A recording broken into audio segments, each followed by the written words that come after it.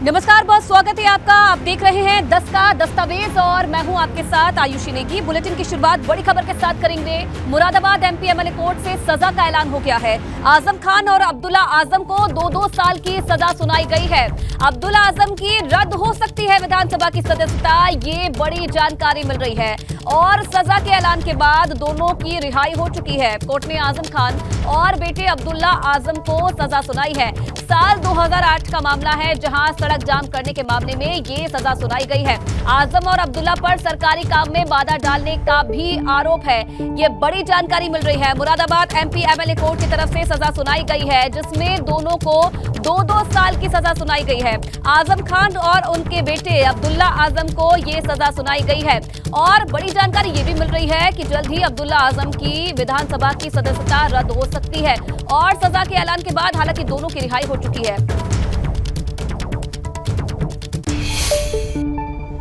DGC criminal Nitin Gupta ji हमारे साथ हैं। अभी अदालत ने अपना फैसला सुनाया है।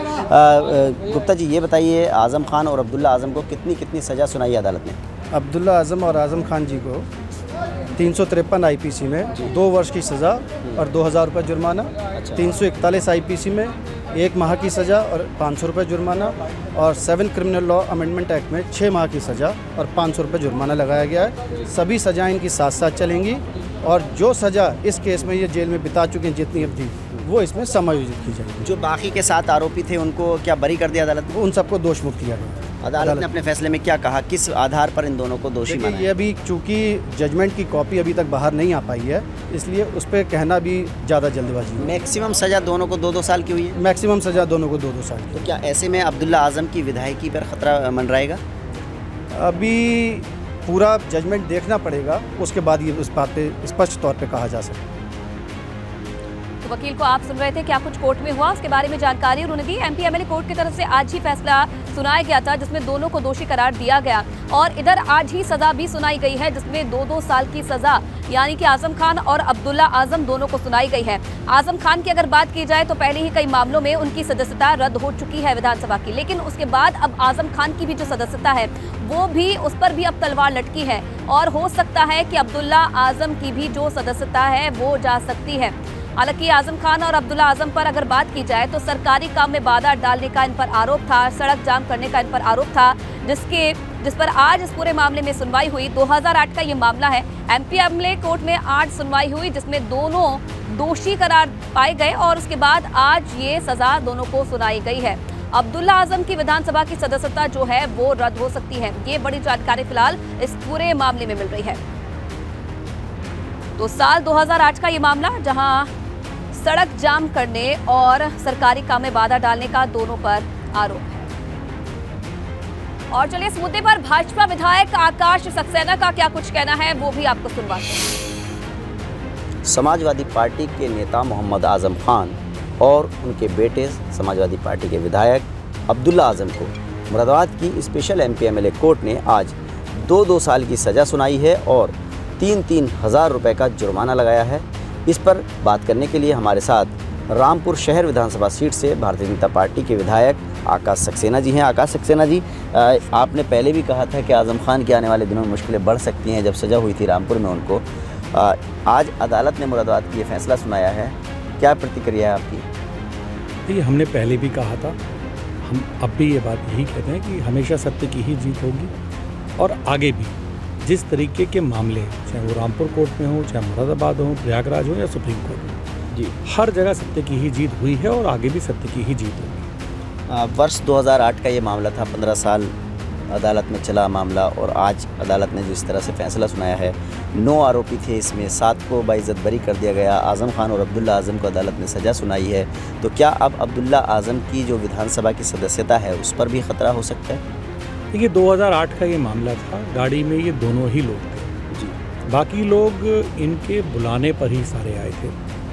और आज जिस तरीके का कोर्ट ने अपना फैसला दिया अपने आप में ऐतिहासिक है और हमें पूरी उम्मीद थी कि इस मामले में ऐतिहासिक फैसला आएगा।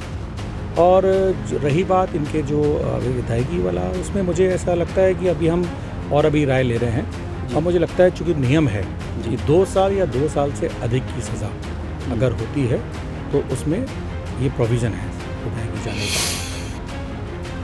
अब खबर कानपुर से है, जहां कानपुर देहात में आग में जलकर मां बेटी की मौत हो गई। परिजनों ने खुद को किया था झोपड़ी में कैद और खुद को झोपड़ी में कैद करके आग लगा दी।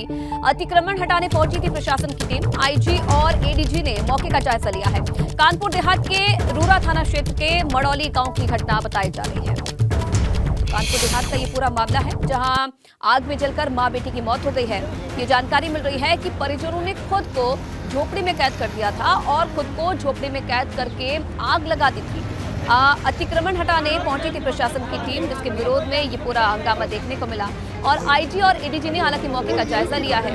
मौके की तस्वीरें भी आप देखिए किस तरीके से जो स्थानीय लोग थे वो भी मौके पर पहुंचे और उसके बाद जो आईजी और एडीजी है उन्होंने मौके का जायजा लिया है। मामले में जांच की बात कही जा रही है। वहीं लखनऊ के मोहनलालगंज में चलती कार में अचानक से आग लग गई। इस दौरान मौके पर काफी देर तक अफरा तफरी का माहौल रहा। बाद में कार चालक ने आनन फानन में कार से कूदकर अपनी जान बचाई। घटना मोहनलालगंज के तहसीलदार आवास के सामने की बताई जा रही है। राजधानी लखनऊ से ये तस्वीरें, जहां अचानक से इस चलती कार में आग लग गई। देखते देखते पूरी कार जो थी वो राख हो गई। हालांकि राहत की बात यह है कि जो कार चालक था उसने मौके पर कूदकर अपनी जान बचा ली, नहीं तो कोई जनहानि भी हो सकती थी। लेकिन ये तस्वीरें भी अब सामने आई है। इस तरीके से देखिए अचानक से चलती कार में आग लगी, जिसके बाद आसपास अफरा तफरी का माहौल हो गया।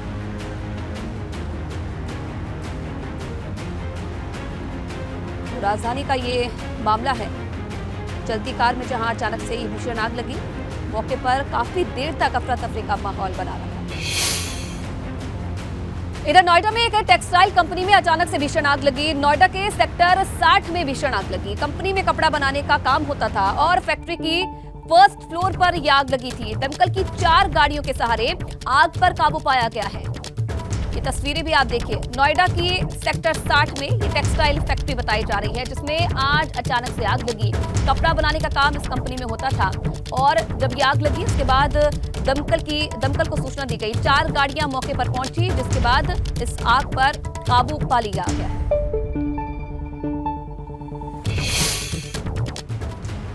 उधर रुड़की में भी अचानक से पशुओं के तबेले में भीषण आग लग गई। आग में झुलसकर एक पशु की मौत हो गई। बताया जा रहा है कि तबेले में 10 से 12 पशु बंधे हुए थे, जिसमें से कई पशु झुलस गए हैं। बाद में फायर ब्रिगेड के सहारे कड़ी मशक्कत के बाद आग पर काबू पाया गया।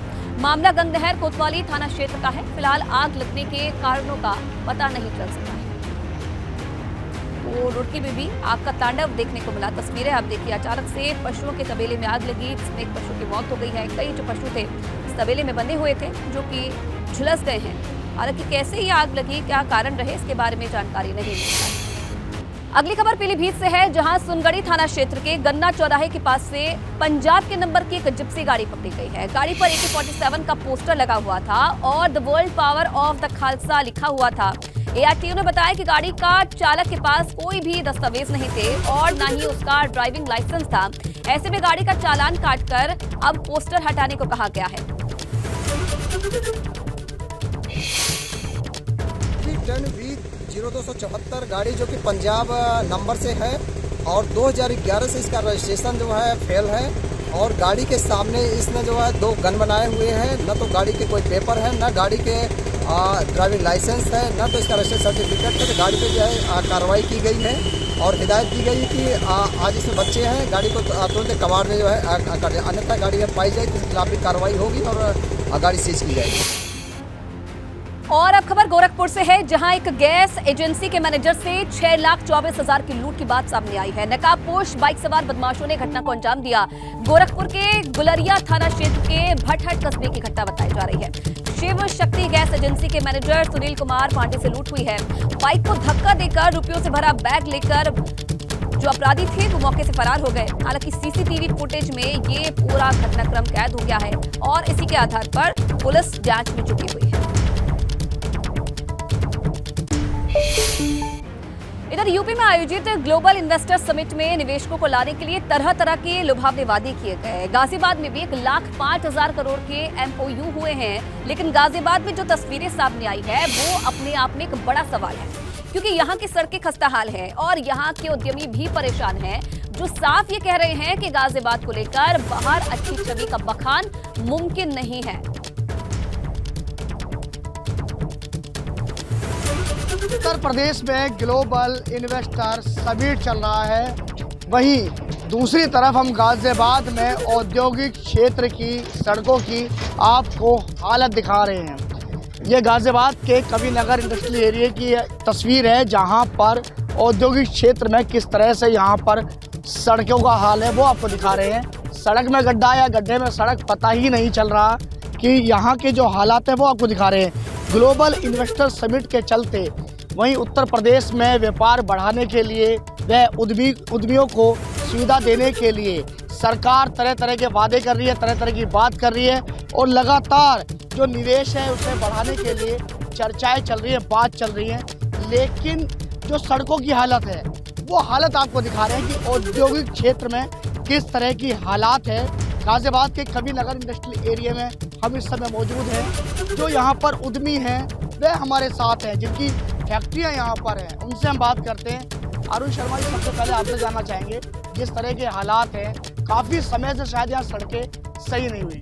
ये मुख्य मार्ग है जो शहर के 3 औद्योगिक क्षेत्रों को जोड़ता है, Kavinagar industrial area, Bulandshahr industrial area, Amrit steel compound और सामने लोहा मंडी का एरिया आता है।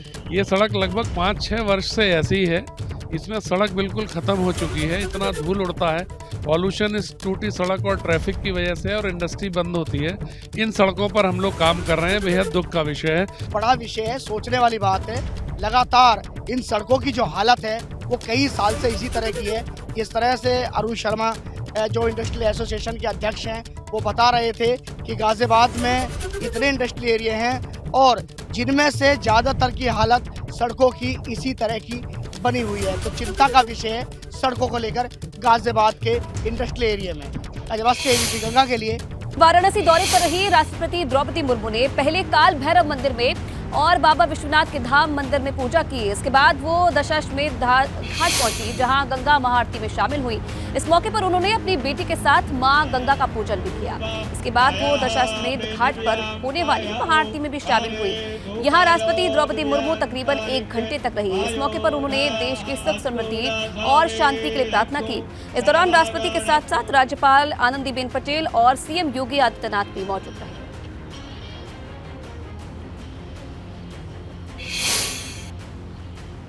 राष्ट्रपति द्रौपदी मुर्मू का पहला काशी दौरा पूरी तरह धर्म और आध्यात्म को समर्पित रहा। सबसे पहले उन्होंने बाबा काल भैरव के दरबार में हाजिरी लगाई। इसके बाद बाबा विश्वनाथ धाम में माथा टेका। उन्होंने विश्वनाथ जी के कॉरिडोर का निरीक्षण किया तो साथ ही दशाश्वमेध घाट पर मां गंगा की आराधना की। दशाश्वमेध घाट पर ही होने वाले महाआरती में भी वो शामिल हुई। वहीं वैलेंटाइन डे से पहले कुछ हिंदू संगठनों ने चेतावनी जारी की है कि वैलेंटाइन डे के नाम पर अश्लीलता फैलाई गई तो बजरंग वाहिनी के सदस्य कानून अपने हाथ में लेने से परहेज नहीं करेंगे। और इसी को लेकर राजा मंडी चौराहे पर वैलेंटाइन वीक के खिलाफ पुतला जलाया गया।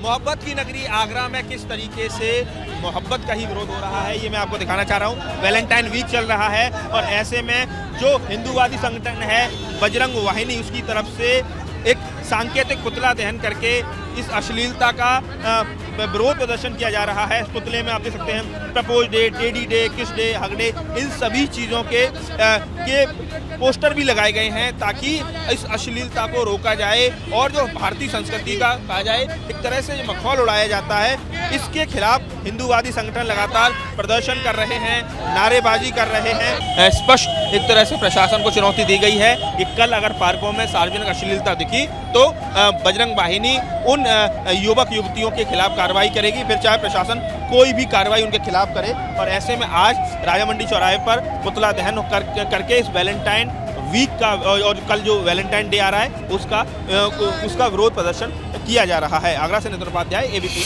गंगा।